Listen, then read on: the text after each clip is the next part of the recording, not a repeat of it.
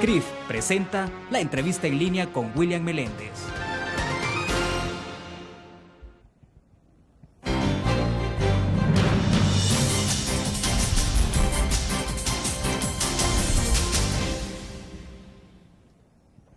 Es un gusto que nos acompañe en la entrevista en línea. Es miércoles, el 18 de mayo de 2011. Saludos a quienes nos acompañan a través del www.laprensagráfica.com y a nuestros televidentes que nos acompañan a las 9 de la noche en CCTV, Canal 2595 en cable. Este miércoles tenemos varios temas en agenda. Queremos hablar del acceso a la vivienda de interés social, del déficit habitacional, de la situación de las notificaciones en el país y del programa conjunto de vivienda y asentamientos urbanos productivos y sostenibles, que es diseñado a la luz de los Objetivos de Desarrollo del Milenio. Para hablar de estos temas nos acompaña en nuestros estudios Edín Martínez, viceministro de Vivienda. Viceministro, bienvenido, es un gusto. Buenos días, William. Siempre es un placer estar aquí contigo conversando sobre estos temas que tanto nos interesan y tanto nos apasionan, por cierto, ¿no? Claro, y un interés social inmenso, sin duda alguna. Por supuesto. Sí. Bueno, viceministro, sí me interesa que comencemos hablando sobre este tema de asentamientos urbanos productivos y sostenibles. Y le decía antes de comenzar la entrevista que me llama un poco la atención el concepto esto de productivos y sostenibles. ¿De qué es este proyecto? ¿De qué estamos hablando, viceministro? Bueno, este proyecto es un concurso que abre las Naciones Unidas, el programa el Fondo de los Objetivos del Milenio. Entonces, ese concurso lo gana El Salvador con una propuesta que se hace trabajada aquí por las Naciones Unidas. Entonces, hay 3 instituciones de las Naciones Unidas que están participando, que es la ONUDI, el PNUD, el Programa para el Desarrollo, ¿verdad? ONUDI, que es el programa de las Naciones Unidas para el fomento de la industria, y luego ONU Habitat, que se encarga del tema de los asentamientos urbanos precarios.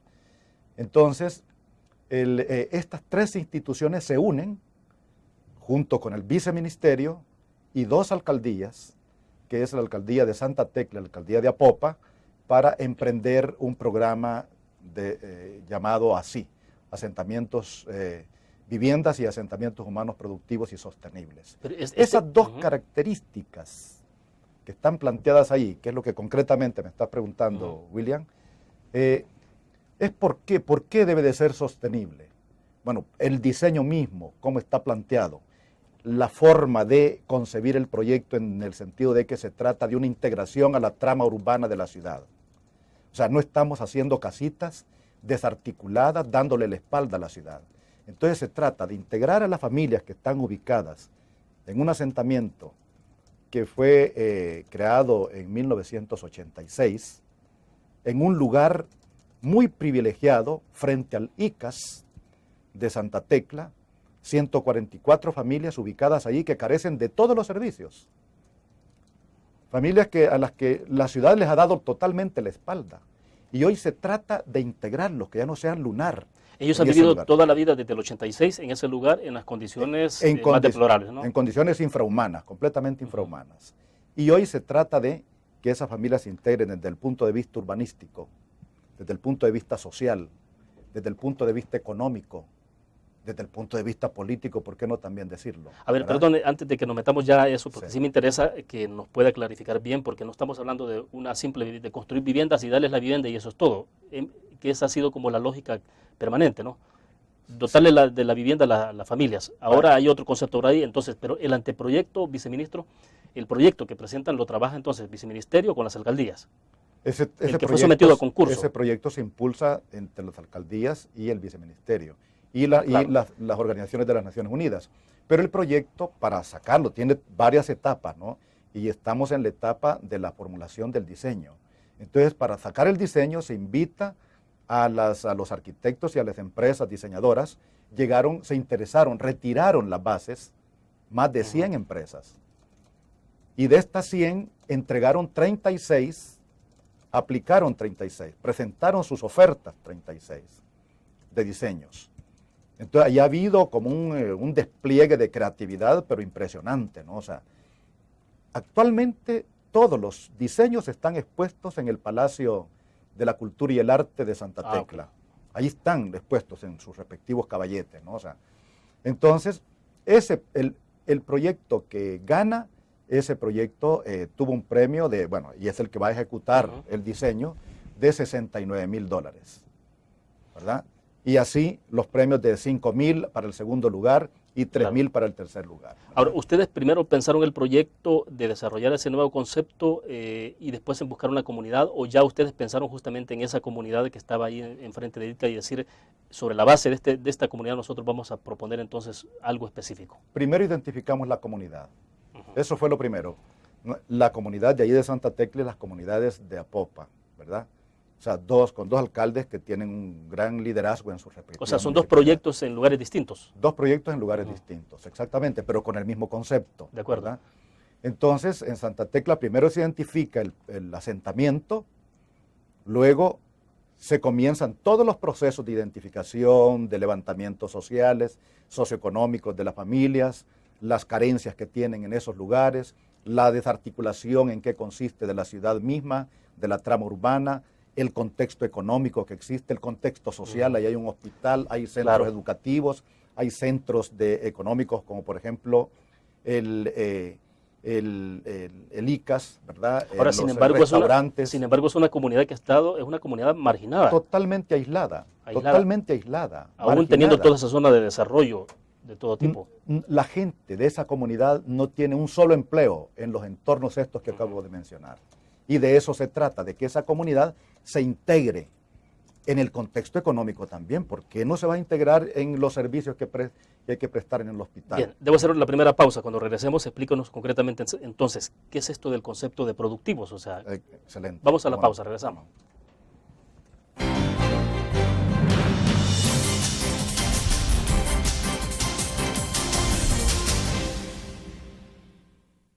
Con el Seguro de Salud de ASA Suiza, usted obtiene amplias coberturas y beneficios adicionales con las mejores tarifas. Crédito por hospitalización. Maternidad como cualquier otra enfermedad. Plan dental. Cobertura para trasplante de órganos. Seguro de vida. Coberturas para las complicaciones de recién nacido y enfermedades congénitas. Beneficio de desempleo para el pago de las primas de seguros. Nuestro seguro de salud le permite acceder a servicios de la más alta calidad y de forma inmediata. ASE Suiza asegura su tranquilidad.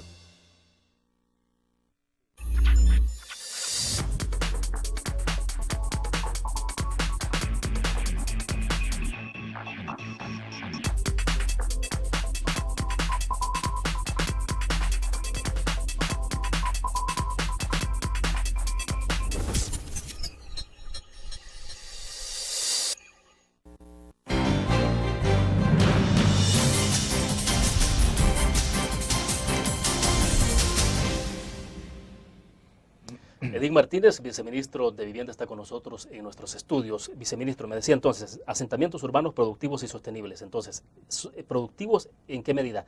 ¿Cómo se puede esperar que haya a estas familias, 144 familias, me decía usted, que están ubicadas frente a ITCA, que fueron desplazados por a raíz del terremoto, perdieron su vivienda en el terremoto, se les pueda dar no solo la vivienda, sino cuál es el otro concepto? O sea, ¿cómo integrarlos? Bueno, estas familias han estado rodeadas de una serie de actividades que se realizan de carácter social y de carácter económico en el lugar. El diseño de este proyecto tiene un propósito de cómo integrar a estas familias en ese contexto económico. ¿Cómo llegar? Bueno, el proyecto tiene un atractivo especial en el sentido de que allí se genera un asocio público-privado, ¿verdad? Público nacional y público local, ¿verdad? Alcaldía, viceministerio, empresas que están desarrollando actividades económicas en el entorno, pero además el diseño contempla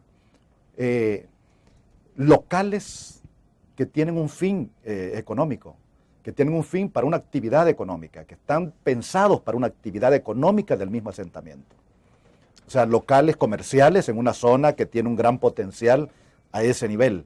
Servicios Claro. Entonces, todo ese diseño, el diseño arquitectónico, urbanístico del lugar, es un diseño que contempla ese concepto y ese criterio, ¿no? de que las familias no solo hay que integrarlas físicamente a la ciudad, sino que hay que integrarlas económicamente a la ciudad, ¿verdad? Entonces, se supone de que las familias que están allí van a tener un cambio, una superación en la calidad de vida que ellos tienen, no solamente a nivel habitacional, sino que ya también es a nivel importante, económico. ¿no? O sea, que ya es muy solo importante. dotarles de una vivienda a estas familias es una cosa Por crucial en sus supuesto, vidas. es una carencia básica, fundamental. No tener casa es grave, ¿verdad? Claro, Y pero es un concepto entonces que va más allá de la simple vivienda. Es un concepto que va más allá de la pura vivienda, ¿no? O sea, y además porque va más allá de la simple vivienda, no solo porque hace integración urbanística, sino también porque hace integración económica, hace integración social, ¿verdad? Pero no estamos O sea, pensando en este caso, viceministro, de que vamos a ver una ciudad dormitorio, o en este caso una colonia o una comunidad dormitorio. No, porque lo que estamos buscando, lo que se está buscando es que las familias se integren en su propia localidad, actividades económicas que están desarrollándose en su propia localidad. Un ejemplo. La gran pregunta, por ejemplo, ¿por qué el ICAS y los restaurantes que están en la zona, por qué no pueden contratar los servicios de las familias que viven en esa zona? ¿Por qué ellos no son los dueños de los locales comerciales que existen en la zona, para los cuales se ha tenido en cuenta el diseño, ¿no?, que se está produciendo y que se está elaborando en este momento para ese desarrollo habitacional que vamos a tener allí? O sea, es un desarrollo habitacional, es un desarrollo espacial, urbanístico, es un desarrollo económico el que va a haber en la zona. Estamos hablando de que hay que integrar, y para integrar hay que integrar ese espacio que está ubicado ahí con el Cafetalón, con la Rambla Tecleña, con el entorno que está ahí. Es interesante ver el diseño, que fue un diseño que se escogió entre 36 propuestas. ¿Cómo es ese diseño? Estamos hablando, Bueno, como dijo usted, son edificios. Estamos hablando de 10 edificios, pero edificios que están articulados y edificios que no invitan a la individualidad, sino que invitan a la vecindad, a la integración social, comunal, ¿verdad? Edificios que contemplan también zonas peatonales, un entorno también diseñado para que en un momento determinado haya una inversión que se pueda concesionar por parte de la municipalidad para parqueos subterráneos, ¿verdad? Es una integración. Por eso, cuando estamos hablando de integración urbanística, estamos hablando de ideas concretas que están planteadas en el diseño. Ahora, ¿este modelo ustedes lo han retomado de las experiencias en otros países o es una cuestión muy propia en la que ustedes han trabajado? Bueno, ese proyecto? hemos tenido el apoyo de una experta urbanista famosa, importante, que ha desarrollado un macroproyecto en Panamá que se llama Curundú. Y Curundú es el mismo concepto que estamos manejando nosotros acá, ¿verdad? Pero no es exclusivo de este proyecto, ¿no? O sea, estos son nuevos criterios que se están manejando, porque aquí en América Latina ha habido un modelo, el modelo de expansión periférica de la ciudad. O sea, esos cinturones de pobreza que están en los contornos de las ciudades, ¿verdad? O sea, cuando ha crecido la migración del campo a la ciudad, entonces la presión por ubicar un espacio donde vivir ha hecho que muchas familias tengan que irse a las orillas de la ciudad. Que al final... tiene un tremendo costo. Claro. Un tremendo costo, porque ¿qué significa eso? Inversión pública para estirar los servicios para que lleguen a estos lugares. Pero además son ¿ah? comunidades que finalmente van quedando dentro de la misma ciudad. Ya no se habla de esos anillos Pero, o cinturones de pero pobreza. algunas van quedando dentro, otras no. Otras Dentro, no. Y eso pero tiene- no necesariamente están incluidos, siguen siendo marginales. pero excluidos eso, ¿no? Excluidos de todo, ¿no? O sea, de todo. Y entonces, hoy lo que estamos invitando es a cambiar ese concepto. El concepto de hacer ciudad sobre la ciudad, de construir sobre la ciudad construida, ¿verdad? Y ahí, ¿qué más ciudad construida en Santa Tecla que La Cruz? Si está rodeada de una cantidad de edificaciones que son propias del desarrollo urbano de cualquier ciudad, solo que dejando ese lunar ahí, olvidándose Claro. que existen familias, seres humanos que están ahí. Entonces, eso es lo que estamos haciendo. Por eso, en esto se está reconociendo fundamentalmente el derecho a la ciudad, que estas familias tienen, el derecho a la ciudad, ¿verdad? Porque Y eso, perdone, viceministro, ese concepto de reconocer el derecho a la ciudad no invita a que se profundice más la migración del campo a la ciudad. No, pienso que no. O sea, el tema este de la migración del campo a la ciudad fue un fenómeno que se ha dado, por lo menos en El Salvador, en la década de los 60, ¿verdad? Con el desarrollo industrial incipiente que tenía El Salvador, ¿verdad? Y luego el tipo de economía que existía, que expulsaba mucha población hacia los centros urbanos. Luego los terremotos, la guerra, todo eso sacudió el árbol, ¿verdad? Y entonces lo que queda hoy es realmente poco. La gente que vive en el campo en este momento es porque tiene interés, a lo mejor tiene alguna pequeña propiedad ahí bueno, es un reducto el que va quedando. Y este es un fenómeno de América Latina y nosotros hemos ido a la cola, ¿verdad? O sea, América Latina es un continente eminentemente urbano. En algunos lugares el 80% de la población de los países vive en centros urbanos y lo que queda es un 20%. Aquí andamos un poco por ahí por un 60-40, ¿verdad? Bueno, vamos a hacer otra pausa. Cuando regresemos quiero que me explique cuándo veremos este proyecto ya en lo concreto, porque ahora, bueno, son ideas ya plasmadas, me imagino yo, en maquetas y ese tipo de cosas. Sí. Pero ¿cuándo esperamos ver ya este proyecto en lo concreto? Vamos a la pausa. Okay.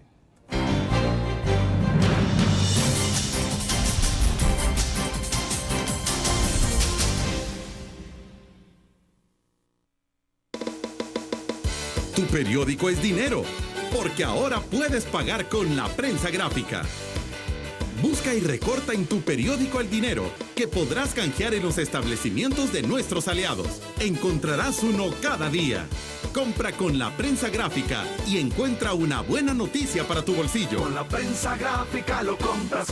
Con la prensa gráfica lo pagas. La prensa gráfica. Noticias de verdad.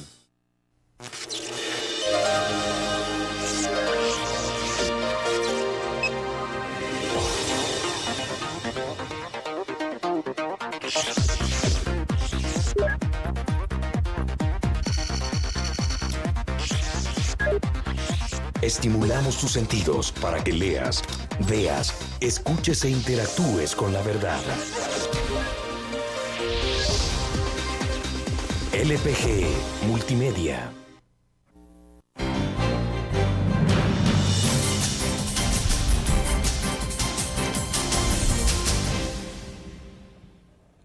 Bueno, explíquenos entonces, viceministro, de este proyecto del que estamos hablando concretamente, que es el caso de esta comunidad que está frente al ITCA en Santa Tecla. Usted nos decía, van a ser 10 edificios de 4 niveles, ¿no? De 4 niveles.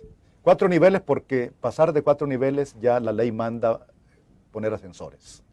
Y los ascensores son caros. Entonces eso dispara ahí como un parteaguas allí, ¿no? O sea, en términos de análisis de costos y racionalidad económica. Digamos. Perfecto. Ahora, ¿cuánto se va a invertir y cuándo vamos a ver ya la primera piedra instalada ahí? Y bueno, que sería más importante que ver los edificios.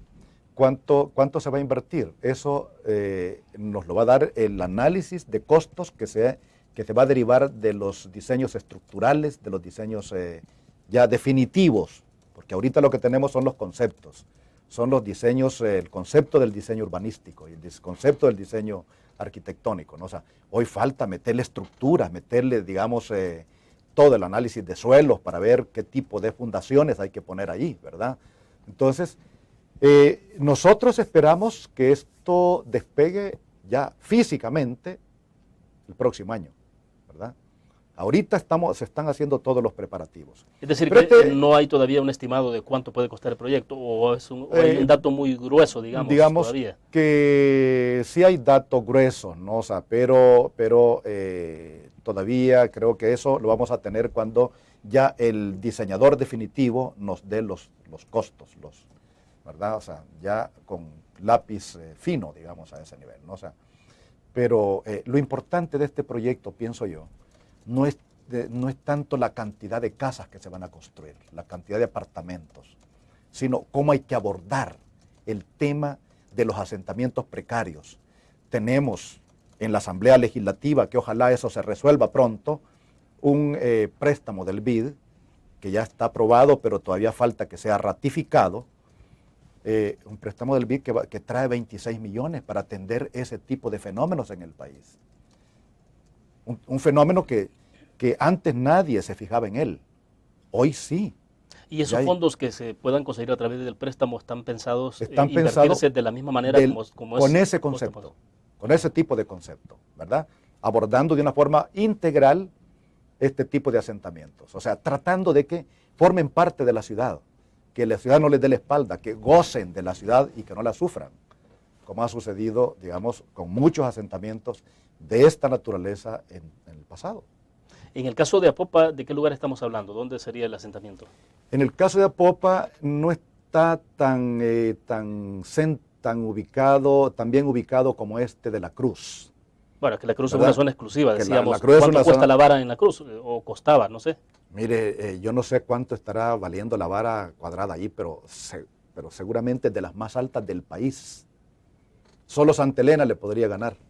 Si es la entrada a Santa Tecla, enfrente a Licas. La Panamericana sí, no, es una zona totalmente exclusiva. Totalmente exclusiva. Entonces, yo creo que en Apopa el asentamiento es Santa Carlota y asentamientos cercanos, aledaños a Santa Carlota, un asentamiento que existe en ese lugar. Pero, como le digo, no están tan bien ubicados como La Cruz, ¿verdad? Por el sitio donde están este asentamiento, ¿no? O sea, eso, por supuesto que La Cruz va a tener como un impacto mayor, ¿no? O sea, la mayor parte de los asentamientos precarios en El Salvador, muchos asentamientos precarios están bien ubicados. Están ubicados en zonas residenciales. Bueno, ve usted los asentamientos del Escalón, los Cristo Redentor, ¿verdad? Todos estos asentamientos ahí están ubicados ahí, en zonas privilegiadas. Ahora, viceministro, ¿cómo hacer para que este tipo de proyectos no sean proyectos muy quirúrgicos de decir, bueno, vamos a entrar en este lugar nada más, pero ¿qué pasa con el grueso? Porque el déficit habitacional en este momento, ¿de cuántas viviendas estamos hablando en términos generales? Bueno, mire, en cuanto al déficit habitacional, tenemos un déficit, según los datos estadísticos que manejamos, de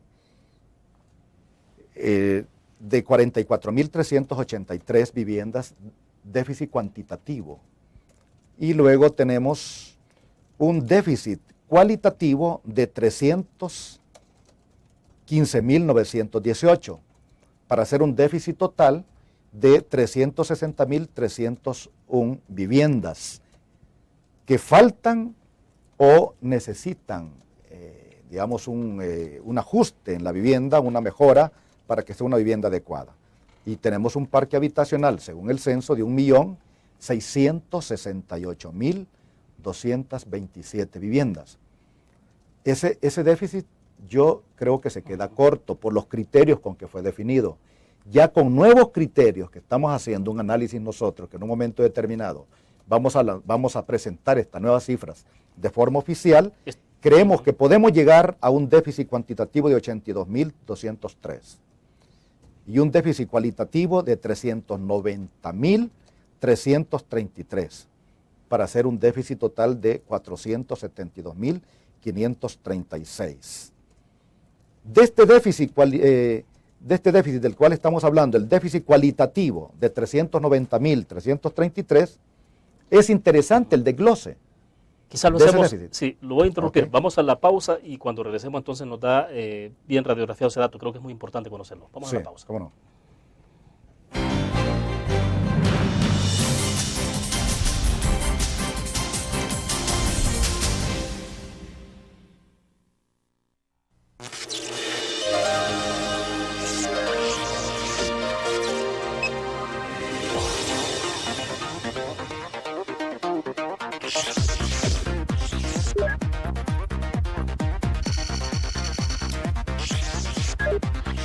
Estimulamos tus sentidos para que leas, veas, escuches e interactúes con la verdad. LPG Multimedia.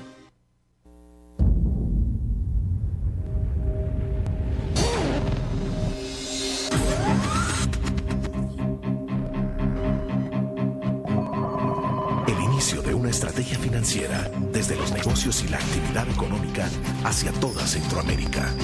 El Economista Regional, una revista especializada donde encuentras el panorama empresarial y los principales movimientos financieros. El Economista, el modelo regional de información económica.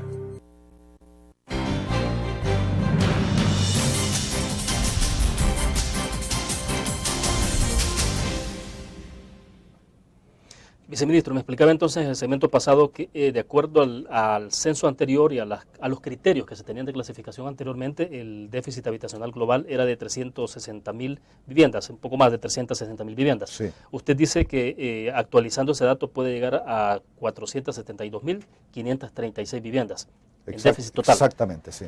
Vaya, ¿qué es lo que está pasando? Y le preguntaba en el corte, si esto tiene que ver con un incremento de gente que ha pasado a esa condición o es porque entonces habría que hacer una reclasificación del estatus en que se encuentra esa familia en esa vivienda. Claro, ese es más que todo una redefinición de los criterios con los cuales hay que determinar qué es déficit cualitativo y qué es déficit cuantitativo y qué entra dentro del déficit. Yo le decía a William que en esos 390.000 viviendas que constituyen el déficit cualitativo en este nuevo cálculo que estamos haciendo, es interesante que 302.275 son construcciones con tierra, viviendas hechas con tierra, ya sea bajareque o sea adobe, ¿verdad? Fundamentalmente adobe, ¿verdad? Y 46.595 de bajareque. Y luego 41.463 de lámina, ¿verdad? Dentro del déficit cualitativo. Bueno, muchas de estas no llegan a casa, no pueden ser conceptualizados como vivienda. Usted me decía, cuando las paredes son hechas de lámina. Las paredes son hechas de láminas viejas, ¿verdad? O sea, ¿qué le queda a eso? Mire, ¿va a mejorar la lámina? Bueno, la va a mejorar la lámina. Haga una casa, porque eso que está allí no es casa, ¿verdad? Entonces, esa es una cosa, ¿no? O sea, la otra es qué es lo que significa un gran énfasis en el tema en este desglose que estamos haciendo del déficit, un gran énfasis en el tema de la construcción con adobe, ¿verdad?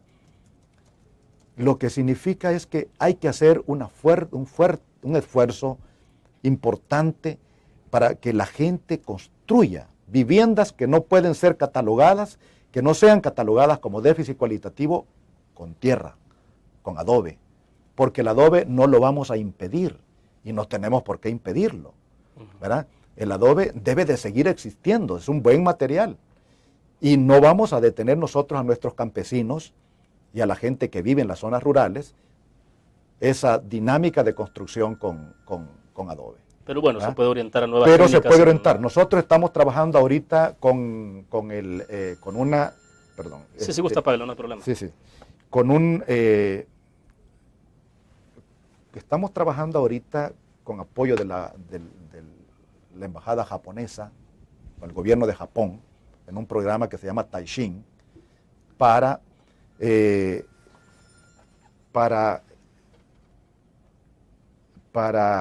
crear sismoresistencia a la construcción con tierra. Es una nueva técnica.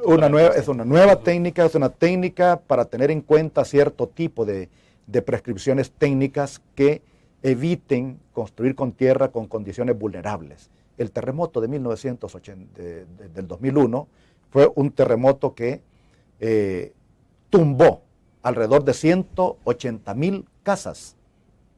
La gran mayoría eran casas con tierra. Y si uno se da cuenta, si uno ve qué pasaba ahí, no tuvieron ni las mínimas prescripciones para construir esas viviendas con tierra. ¿Qué es lo que hay que hacer? Pues no podemos decirle, mire, ya no sigan construyendo con este tipo de material, sino dar las prescripciones técnicas, hacer una difusión. Nosotros estamos trabajando, crear una normativa en el país de qué es lo que hay que hacer cuando se va a construir con tierra. Yo espero que en un momento determinado puedan llegar proyectos rurales de 50, de 100 viviendas construidas con adobe mejorado, con estructuras adecuadas, ¿verdad?, que eviten situaciones como las que hemos tenido en el 2001. Ahora, estamos a propósito de, bueno, en pocos días será ya 1 de junio y entonces se estará haciendo la evaluación del segundo año de gestión del presidente Mauricio Funes, de la administración en la que usted está, viceministro. Y creo que es interesante también hablar un poco sobre ¿En qué condiciones estamos en este momento? En los planes que ustedes han tenido de desarrollo de cuántas viviendas son Muy los que bien. planifican, cuántas se han construido hasta la fecha. Muy bien. Mire, le voy a dar cuál ha sido la dinámica desde 2009, desde que asumimos nosotros el gobierno, ¿no? O sea, en el 2009 se construyeron 780 viviendas. Hay que decir una cosa, hacer casas no es dar una respuesta a las familias que se está a la vuelta de la esquina, no es repartir cobijas, ¿verdad? O sea, implica ubicar los terrenos donde hay que construir. Primero tener los fondos, ubicar los terrenos donde hay que construir, calificar esos terrenos, encontrar esos terrenos. En un país que ha sido declarado como el país más vulnerable del mundo, dicen, ¿no? O sea, no sé si eso será así, yo no termino de aceptarlo, pero bueno. Entonces, luego empezar todos los procesos de licitación para las distintas etapas de la construcción, la terracería, la urbanización, la construcción de las viviendas, sanear los terrenos porque muchas veces están contaminados legalmente, o sea, que están, por ejemplo, con una hipoteca, Sí. ¿verdad? Todo eso es un proceso bastante complicado. No digamos los procesos de licitación, porque ya sabemos que allí se está haciendo por parte de este gobierno un esfuerzo importante para ver cómo se vuelven expeditos esos procesos. Pero vaya, con todo y eso podemos decir esto. 780 viviendas que han sido construidas en el año 2009. 408 por el viceministerio. 372 por la empresa privada, porque también vamos monitoreando nosotros eso, ¿no? Luego, en el año 2010, se han construido por parte del viceministerio 390, 339 por parte de Fonavipo, 644 por parte de la empresa privada, ¿verdad? Y luego, esas son viviendas construidas en el 2010. En el 2011, viviendas construidas. Porque tengo que hacer una pausa. Sí. Creo que podemos hacer aquí la pausa y entonces en el próximo segmento ya nos da el dato puntual de 2011, de cómo vamos, cómo estamos evolucionando. Vamos a la pausa comercial. Muy bien, muy bien.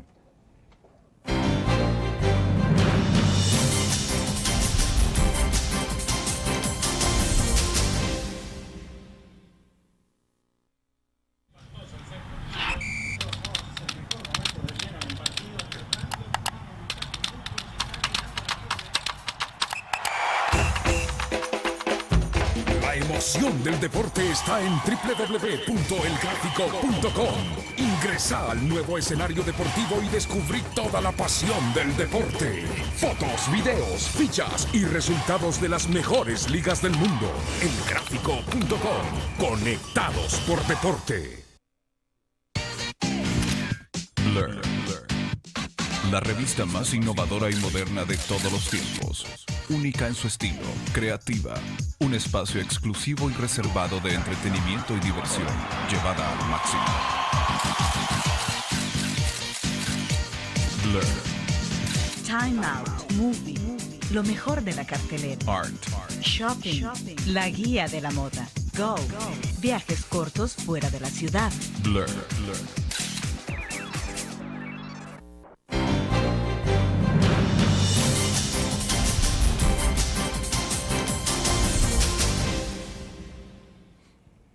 Nos compartía entonces, viceministro, el dato de 2010. Estábamos 2009, parte de 2009, Sí. 2010 y estábamos entonces ya entrando a 2011. Exactamente, sí. ¿Cómo ha evolucionado entonces el en proceso el de construcción? 2010 se han producido 1.373 viviendas. En el 2011, 498 a este momento. Y en ejecución están 3.319 que van a ser concluidas este año, ¿verdad? Vamos a tener un total de 5.970 viviendas. En el dato global, incluyendo las que está construyendo la empresa privada. En el dato global, incluyendo Fonavipo, lo que... Viceministerio de Sí, Vivienda. pero ya en el 2011 no estamos incluyendo, digamos, en las que están en ejecución las viviendas de la empresa privada. Solo es gobierno. De acuerdo. En el 2011, porque no tenemos todavía el dato ese de cuántas viviendas se van a producir allí. Esperamos que este dato se incremente, ¿verdad? Cuando tengamos la información. Porque yo no puedo, con la empresa privada, yo contabilizo a partir de que se escritura la vivienda con el Fondo Social. Ah, claro. ¿Verdad? No puedo tener el dato de los procesos de ejecución que se están realizando por parte de la empresa privada, pero estamos detectando una cuestión muy importante en las curvas que estamos observando, y que hay un pequeño incremento en la tendencia de construcción. Hemos estado revisando esto con Casalco, ¿verdad? El día anteayer. ¿Cuál es la dinámica? ¿Qué es lo que está sucediendo? Y lo que estamos viendo es que hay un pequeño incremento en este momento, ¿verdad? No podemos compararnos. ¿Vivienda en general o estamos hablando de proyectos específicamente con un enfoque más social, vivienda más popular? No, en este caso de la empresa privada es de vivienda en general. Lo que estamos anunciando acá es vivienda que está por debajo de $28,500, ¿verdad? El costo, vivienda de interés social, ¿verdad? O sea, viviendas que están destinadas para sectores de escasos recursos económicos, que es el concepto del programa del Plan Casa para Todos.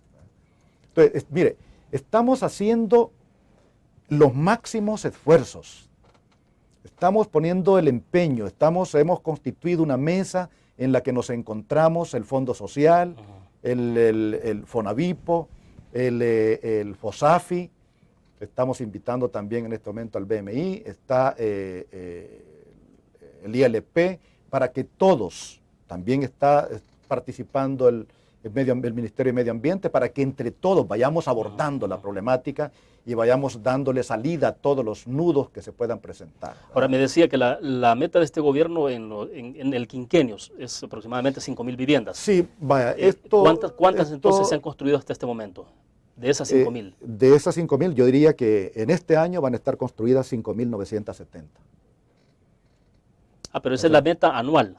La meta del año 2011. 2011, sí. Pero entonces Sí. para los 5 años, ¿cuántas viviendas son las que...? Tendría que tener el dato bien ajustado acá, ¿no? O sea, porque yo creo que de estas que estamos poniendo aquí como viviendas en ejecución, ya hay una buena parte que está concluida. Por ejemplo, en proyectos como La Victoria, en Apopa, Nuevo Belén, en San Miguel, ¿verdad? Sí, o sea, lo importante es que están en proceso de ejecución. Yo creo que este tiempo que ha transcurrido ha sido un tiempo para pasar toda esa fase bastante compendiosa en un proyecto de vivienda que hemos querido meterle, pues, hemos querido que sea lo más ágil posible, ¿verdad? O sea, pero no puede ser más ágil que lo que esto puede darse en una situación en la que hay que seguir procedimientos ya establecidos, encontrar los terrenos adecuados, calificar esos terrenos con todos los requerimientos. Ahora, pero entonces estamos hablando que la meta final de 5 años es 25,000 viviendas. Es un promedio de 5,000 por año. Sí, sí. ¿Y se puede salir con esa meta para...? Estamos haciendo todo el esfuerzo. Estamos haciendo el esfuerzo para aproximarnos y llegar. Ojalá que podamos llegar, pero por lo menos estar lo más cerca de esa meta que fue establecida, ¿no? O sea, ahora, ¿cuál ha sido el impacto de la situación económica, la crisis económica, cómo ha golpeado? La construcción en general ha sido golpeada por el incremento en los precios de los materiales, etcétera. La construcción entonces, en general, en el caso concreto en el gobierno, ¿cómo se ha visto afectado eso? La construcción en general ha sido fuertemente golpeada, y sobre todo ha sido golpeada en el sentido de que si no hay demanda, no hay producción. Y la demanda no está determinada por la necesidad, está determinada por la capacidad económica. Entonces, hay muchas familias que quisieran tener una casa, pero no les da la bolsa para tener una casa. Y en estas situaciones de crisis, eso repercute a ese nivel. Si no hay capacidad adquisitiva, pues menos va a haber oferta, digamos, ¿no? O sea, porque el que va a producir, lo primero que ve, ¿la voy a vender o no la voy a vender? Exacto. Sí, no construye para quedarse con no las casas. Construye para, qué es lo que ha sucedido en el pasado, y por eso es que se han dado situaciones complicadas en relación a la crisis en el sector vivienda, ¿verdad? O sea que todos los constructores no quieren repetir la historia, los bancos no quieren repetir la historia, que son los que financian los proyectos, de que les han entregado los proyectos como dación en pago. y que eso se convierta en activos extraordinarios, ¿verdad? Porque ahí llevan todas las de perder. Por eso es que la banca ha tenido una sobreliquidez. Y ha tenido una sobreliquidez porque no ha podido sacar ese dinero para invertir por los cuidados que está teniendo, ¿verdad? Con justa razón, pienso yo, porque la experiencia no ha sido muy positiva en el pasado. Claro. Bueno, vamos a la pausa comercial y al regreso hablemos de todo este tema de las notificaciones, que es un tema muy sensible para tantas familias en este país. Vamos a la pausa.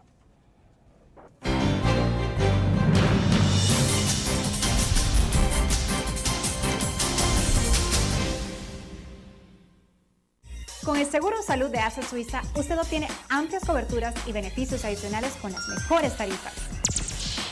Crédito por hospitalización.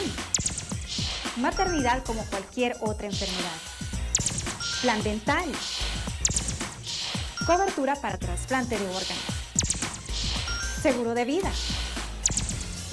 Coberturas para las complicaciones de recién nacido y enfermedades congénitas.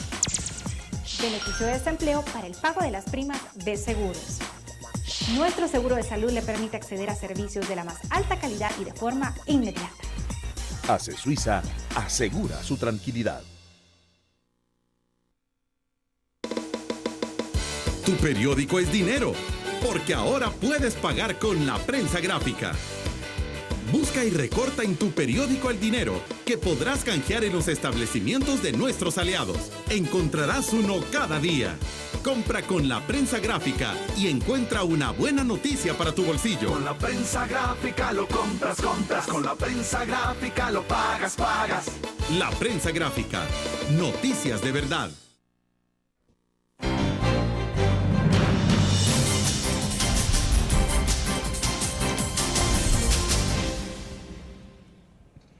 Viceministro, le consultaba entonces, ¿qué ha ocurrido con el tema de las notificaciones? En este país hay muchas notificaciones ilegales, vemos constantemente familias demandando a algunos constructores justamente porque, bueno, pagaron por 8 o 10 años ese lote en el que han construido su vivienda y resulta ahora que no son ni dueños, pues, o sea, y son propiedades que hasta están embargadas o hipotecadas. ¿Qué está pasando con ese tema? Bueno, ese es un drama realmente, ¿no? O sea, el que ha vivido mucha gente que ha estado en situaciones como la que usted acaba de mencionar, ¿verdad? O sea, de gente que llega, hace un contrato en cualquier papel, ¿verdad? Disque de arrendamiento con promesa de venta, ¿verdad? Pero contratos que no están registrados en ningún lugar, que no tienen ninguna fuerza legal, ¿verdad? Entonces, y que les pueden vender cualquier cosa. Terrenos que pueden estar hipotecados, terrenos que no han pasado por las aprobaciones debidas en las instituciones del Estado. Entonces, estos compran cuando terminan de pagar porque les dicen, mire, se lo damos para 10 años, para 15 años. Terminan de pagar y cuando quieren la escritura ya no pueden escriturar porque el terreno, saber, no era del propietario, estaba embargado, estaba hipotecado, tenía cualquier problema de carácter legal. No había pasado por las aprobaciones y no pasaba por las aprobaciones porque muchos de estos terrenos no los someten a las aprobaciones del Estado, de las instituciones del Estado, ¿verdad? Las que están encargadas de regular ese mercado, ¿verdad? Porque ya saben que se los van a denegar, porque allí donde están construyendo no se puede construir, allí donde están parcelando no se puede parcelar, ¿verdad? Entonces, mire, para el terremoto del 2001, mejor dicho, terremoto del 2001 y también para el IDA, fundamentalmente, muchas de los asentamientos que fueron afectados eran notificaciones ilegales. Bueno, ¿por qué fueron afectados? Porque estaban en lugares inadecuados. Y estaban en lugares inadecuados, ¿por qué no habían tenido las aprobaciones? Porque si el dueño de esa notificación hubiera sometido a aprobación esa notificación, simplemente no le hubieran dado el permiso, ¿verdad? Entonces, datos concretos con respecto a esto. Tenemos nosotros registradas 900 notificaciones en el viceministerio, pero hay que conocer cómo se realizó este registro. No se realizó un registro con un carácter obligatorio, sino que se invitó a los notificadores que reportaran sus notificaciones ilegales para ver qué había que hacer con ellas. Bueno, pero entonces estamos hablando que es un subregistro. O sea, hay un subregistro en esto. Así, nosotros calculamos que no hay menos de 3.000 notificaciones, ¿verdad? O sea, no tienen ni siquiera el 50% de las No, notificaciones registradas ahí. para nada. Estas son las que de su propia iniciativa se registraron en el viceministerio, con una invitación que se hizo. Y yo me imagino que esto también tiene que haber sido con una motivación un poco de decir, bueno, si yo no me registro no me le van a dar tratamiento a mi notificación, ¿verdad? O sea, para ver si algo se hace para que las familias hoy ya puedan, ¿verdad? O sea, volverse propietarias o pasar a un proceso de escrituración y todo eso. ¿Y hay algún cambio en ese sentido, en el hecho de que ahora se les pueda obligar a que eso es lo que acudan? Eso es lo que está planteado en la ley. La ley que está en estudio en la Asamblea Legislativa.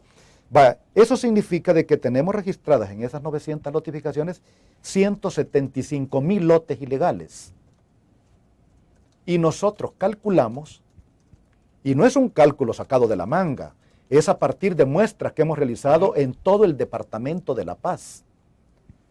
Calculamos que no hay menos de 300,000 lotes ilegales, porque la muestra que hicimos en el Departamento de La Paz duplicó esta cantidad de lotes ilegales y duplicó lo que podría corresponder en términos de notificaciones, número de notificaciones en el departamento. ¿Cuál es el mecanismo o la forma que tienen ustedes para determinar, hacer este proceso y hacer este diagnóstico? ¿Cómo se puede hacer? ¿Ustedes lo pueden hacer sin necesidad de llamar a estas notificaciones o hay que obligarlos? No, en este caso, la ley obliga a registrarse. De acuerdo. ¿Verdad? Lo que está planteado. Luego, también cada notificación tiene entre 188 lotes y 8,115 lotes. O sea, de estas que hemos registrado, de los datos que tenemos, imagínese usted, 188 lotes, entre 188 lotes y 8,115. Una notificación de 8,115 es cosa seria, ¿eh? Complicado eso, es pedacear el territorio nacional. Claro. Pero luego, otro dato, el 28% de las notificaciones con registro tienen algún gravamen. Los terrenos tienen algún gravamen, el 28%. No es poca la proporción. Cuando se refiere a gravamen es... que una hipoteca. O algún impedimento, digamos, ¿no? O sea, en la escritura misma para poder escriturar. Ahora, ¿cuántas familias en total pueden estar en el limbo entonces? Es decir, familias que tienen una vivienda ya construida incluso y están en la notificación ilegal. No menos de 300,000. Sí, es un dato exagerado, ¿no? Es un montón, es que es un fenómeno que ya no es de minorías, Ahora, el área promedio del lote son 200 metros cuadrados. Un dato importante, el 75% de los lotehabientes identificados compraron su lote a un plazo entre 10 y 12 años. Entre 10, para plazos, entre 10 y 12 años. Y luego el 25%, esto es importantísimo este dato, el 25% de los lotehabientes han pagado la totalidad de la deuda. Sin tener un documento sin poder escriturar. Sin escriturar. No es sin tener, sin poder escriturar. Es que no solo es que no tienen, porque si no tienen y se pudiera, no habría problema. Claro. Pero es que no pueden. Bueno, vamos a otra pausa. Volvemos.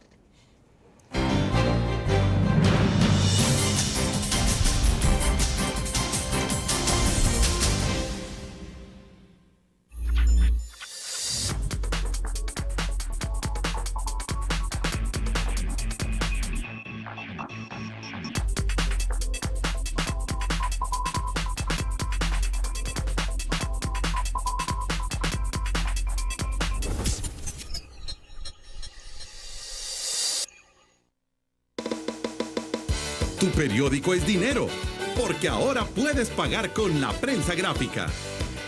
Busca y recorta en tu periódico el dinero que podrás canjear en los establecimientos de nuestros aliados. Encontrarás uno cada día. Compra con la prensa gráfica y encuentra una buena noticia para tu bolsillo. Con la prensa gráfica lo compras. Con la prensa gráfica lo pagas. La prensa gráfica. Noticias de verdad.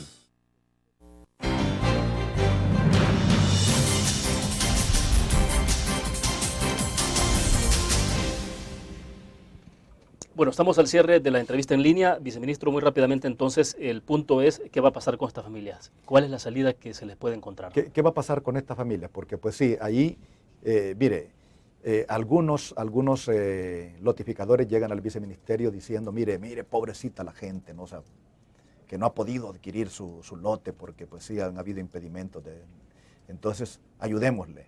Entonces, la pregunta nuestra, bueno, ¿y por qué usted les dio lotes sabiendo que no se podía? Sí, claro, quien nos metió el problema es el lotificador. ¿Va? Pero ¿qué estamos haciendo con respecto a esto? Que es la pregunta. Sí, porque es una realidad. O sea, es una realidad, sí. Entonces, ¿qué estamos haciendo? Hemos promovido una ley especial de lotificaciones.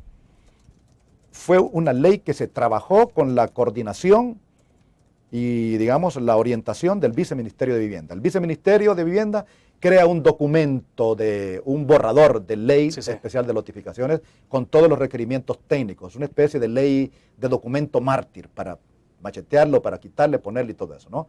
Luego lo confrontamos con la Secretaría de Asuntos Jurídicos de la Presidencia de la República, lo confrontamos con la Defensoría del Consumidor, con el CNR, con Medio Ambiente, ¿verdad? Y entonces, de ahí sale una ley, una propuesta de ley, un anteproyecto de ley. Se presenta a la Asamblea Legislativa, lo introduce el Frente, ¿verdad? Y entonces, hoy estamos discutiendo esa ley. Han permitido la Comisión de Asuntos de Obras Públicas y que ve de Asuntos Municipales, no, de Obras Públicas, la Comisión de Obras Públicas. Esta nos ha permitido la presencia nuestra en la comisión cuando se esté discutiendo para hacer las aclaraciones del caso, porque hay muchos elementos técnicos en esta propuesta, ¿verdad? Sí, porque aquí el punto es qué terminará pasando, es decir, se va a tener que legalizar la ilegalidad. Ese es el punto, ¿qué terminará pasando? Entonces, la ley presenta dos campos. Uno, la regularización, qué hacer con los que ya están en el problema. Y para eso la ley plantea 4 años. Un periodo transitorio de 4 años para resolver el problema, porque son problemas que no se resuelven de un plumazo, ¿verdad? Entonces, 4 años para regularizar, superar los problemas que existen allí. ¿Qué vamos a hacer? Ahí hay toda una cantidad de planteamientos que se hacen, ¿no? O sea, sin desresponsabilizar a los que cometieron, digamos, esa ilegalidad. Y el otro apartado que es la regulación. Que es, bueno, sí, claro. ¿Qué hacemos para que no vuelva a suceder este problema? ¿No? O sea, allí está planteado también una serie de requerimientos y medidas en la ley misma. En un primer momento, la Asamblea había avanzado hasta el artículo 4, ¿verdad? Discutiendo ahí, creamos un mecanismo especial que lo creó la misma comisión y hoy hemos avanzado hasta el artículo 50 y se va caminando en un buen clima. En un buen clima. A mí hay bastante coincidencia. Me ha extrañado muchísimo, ¿no? O sea, un aporte muy positivo de parte de todos los diputados. Se ha permitido, también la comisión ha permitido de que estén presentes los notificadores ahí en las discusiones, ¿verdad? Una cuestión importante, ¿no? O sea, para ir confrontando y generando el debate necesario y la discusión para que los artículos queden lo más depurados posible. Cuando hay un artículo que requiere mucha discusión, lo dejamos en el congelador para que después volver a retomarlo. Una dinámica muy interesante a este nivel. Ahora, y muy productiva. Es difícil que esto desencadene una situación de expropiaciones para estas personas que han comprado de manera o que no tienen la posibilidad de... Es que la vía, el camino ahí no es el camino de la expropiación. El camino es de la compensación. De la compensación. O sea, si una lotificación no dejó los espacios requeridos, exigidos por ley, lo que se le pide es, bueno, busque esos espacios en los entornos de la lotificación, ¿verdad?